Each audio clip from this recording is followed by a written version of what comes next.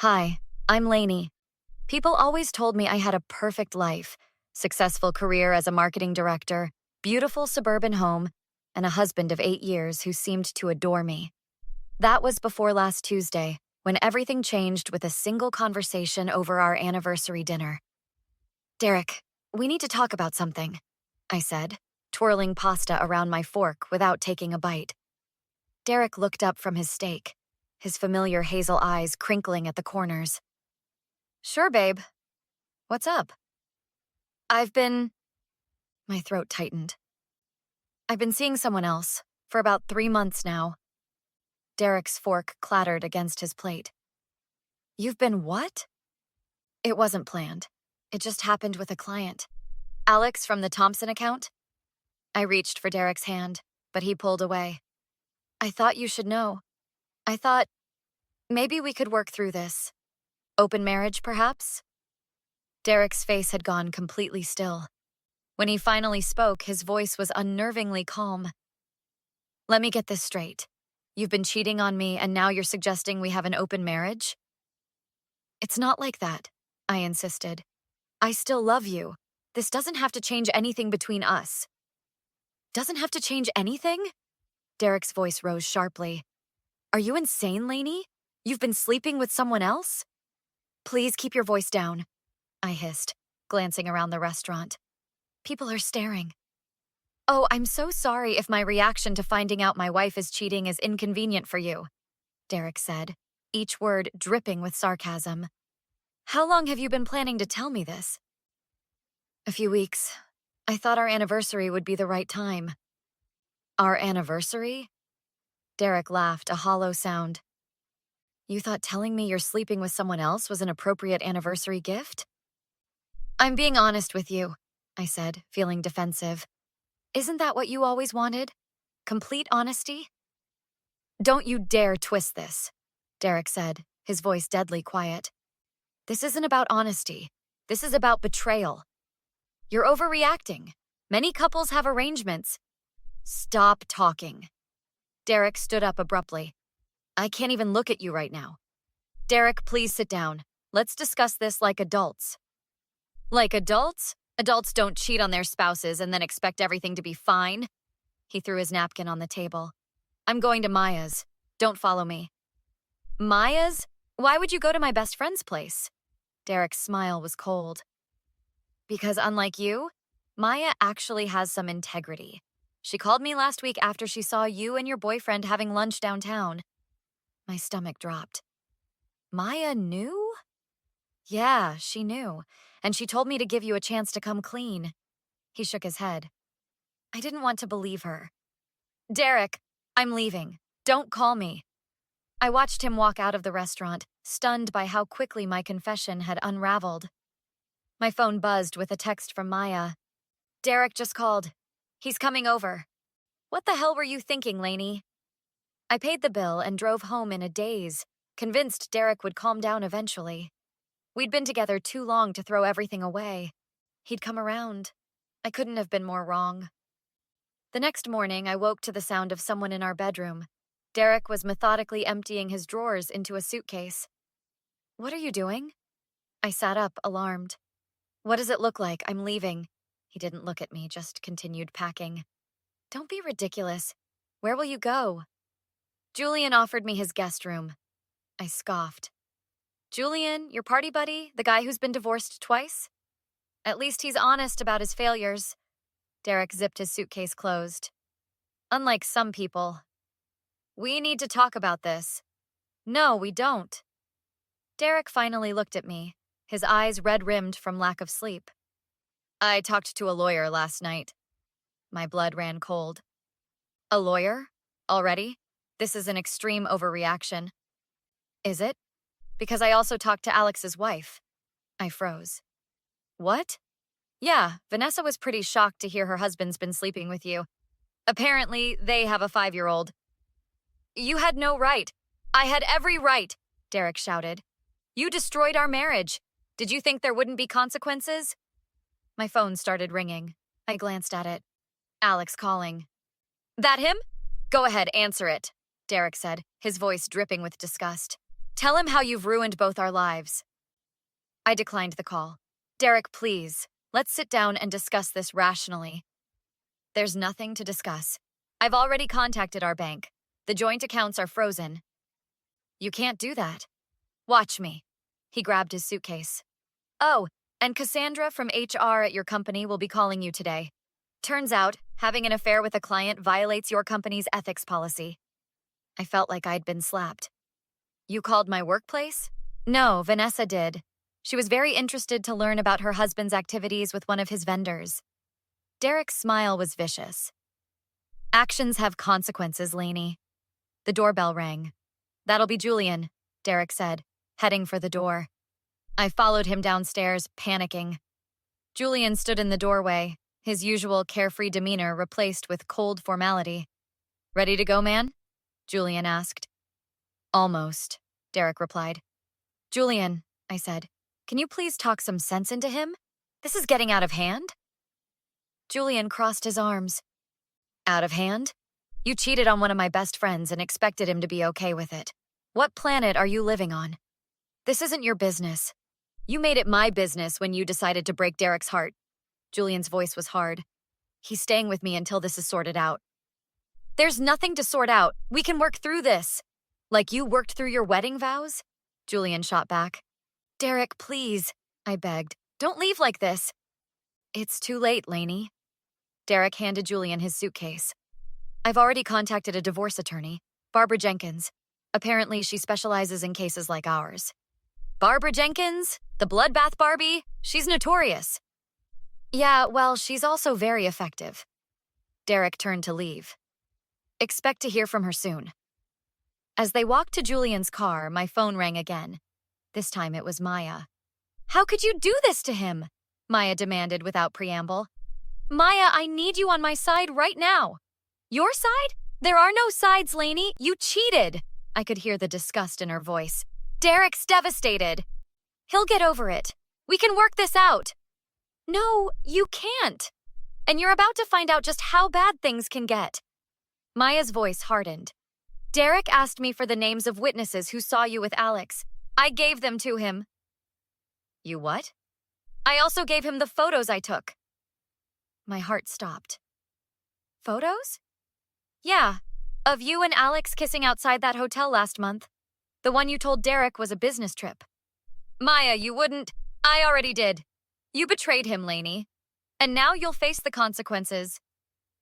The line went dead, leaving me alone in my suddenly empty house, the full weight of what was happening finally sinking in. 3 days later, I found myself sitting across from Derek and his attorney in a sterile conference room. My own lawyer, a hastily hired associate named Thomas, looked nervous next to Barbara Jenkins's imposing presence. Let's be clear about what we want, Barbara began, her red nails tapping against a thick folder.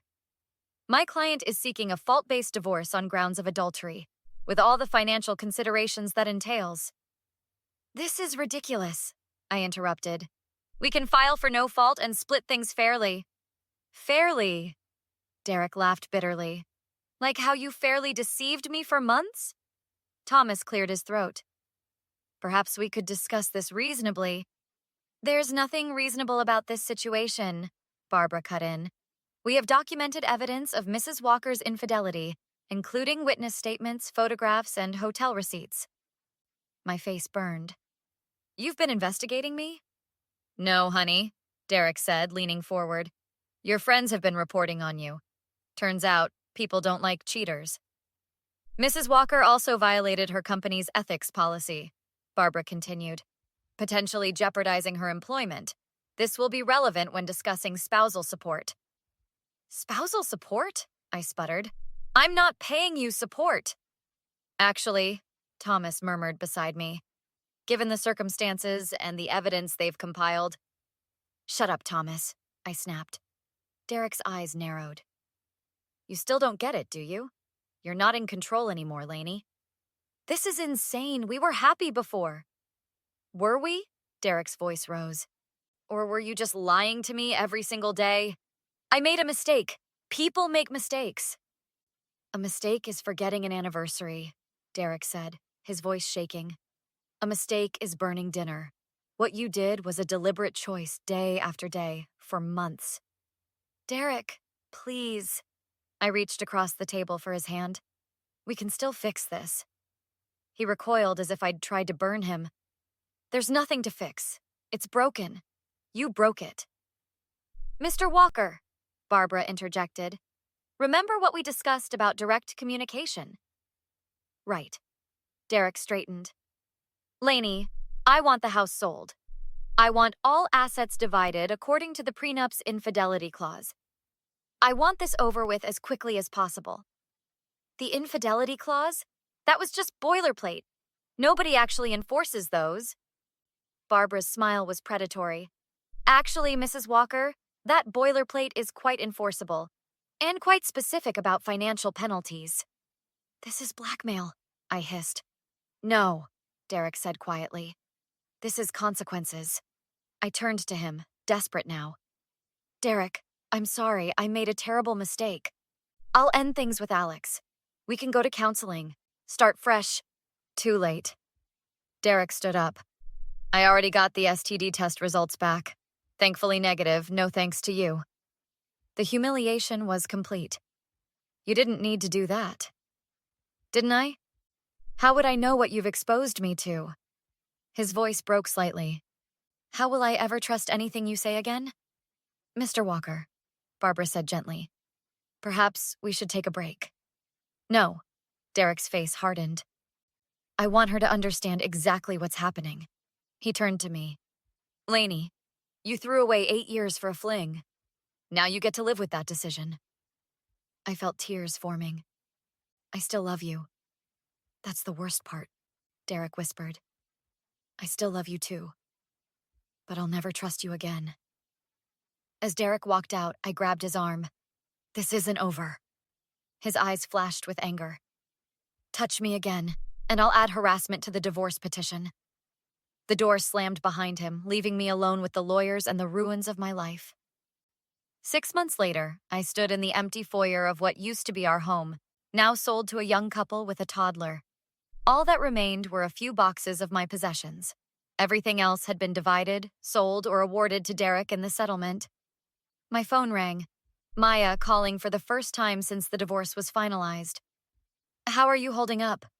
Her voice was careful, the warmth we once shared noticeably absent.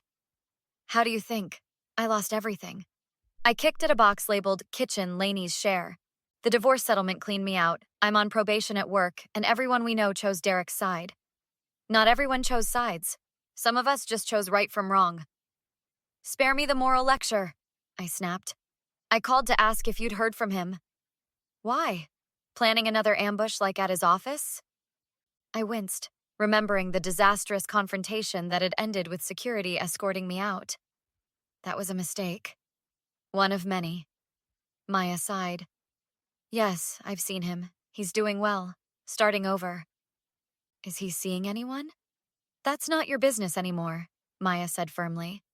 The judge made that very clear with the restraining order.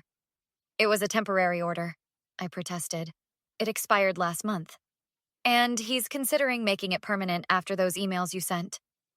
I swallowed hard. I was just trying to apologize. 37 times? That's not apologizing, that's harassment. Maya's voice softened slightly. Lainey, you need to let him go, for both your sakes. I can't. I made one mistake. Stop. It wasn't one mistake. It was hundreds of choices day after day. Maya's frustration was palpable. And it wasn't just the affair. It was the lying, the manipulation, expecting him to just accept it, and then refusing to accept the consequences. The doorbell rang. I have to go. The realtor's here for the final walkthrough. Lainey, Maya said before I could hang up. When are you going to take responsibility? Really take it? I ended the call without answering and opened the door. But instead of the realtor, Derek stood on the porch looking different somehow. Stronger, more confident. What are you doing here? I asked, my heart racing. Final inspection, he said simply. Making sure you're actually moving out as agreed. You don't trust me even for this? Can you blame me? Derek stepped inside, looking around the empty house. Wow. looks different. Derek, I began, stepping closer. Now that this is all over, maybe we could… Stop. He held up his hand. There is no we anymore. I'm only here because my lawyer insisted I document the property condition. After everything we've been through, you can't even talk to me? Talk about what, Lainey? How you betrayed me? How you expected me to just accept your affair? Or how about how you showed up at my workplace and made a scene? Or the endless emails? His voice remained steady. What exactly should we talk about? About how I still love you, I whispered. About how sorry I am. I don't want your apologies. Derek's eyes were clear, unburdened. I don't want anything from you anymore. You wanted revenge, I said bitterly. And you got it. Happy now? This wasn't revenge, Lainey. This was justice. This was me respecting myself enough to walk away from someone who didn't respect me. Derek took out his phone and snapped a few photos of the empty rooms. I'm done here. As he turned to leave, I called after him. Will you ever forgive me? Derek paused at the door. I already have. Forgiving you was how I freed myself from you. His smile was sad but determined. But forgiveness doesn't mean reconciliation. Some bridges stay burned. After he left, I sat alone on the floor of our empty house, finally understanding what I'd lost. Not just Derek, but the person I thought I was. The person who would never have to face consequences. Maya's question echoed in my mind. When would I take responsibility? Maybe it started now, with the admission that Derek had every right to reject my apology, with the acknowledgement that actions have consequences, and sometimes those consequences change your life forever. I picked up my phone and deleted Derek's contact information. Some stories don't have happy endings. Some betrayals can't be undone. And some people, like Derek, are strong enough to walk away. What would you do if you were Derek? Would you have fought for justice or simply walked away? Let me know in the comments. And don't forget to like and subscribe for more stories of justice served.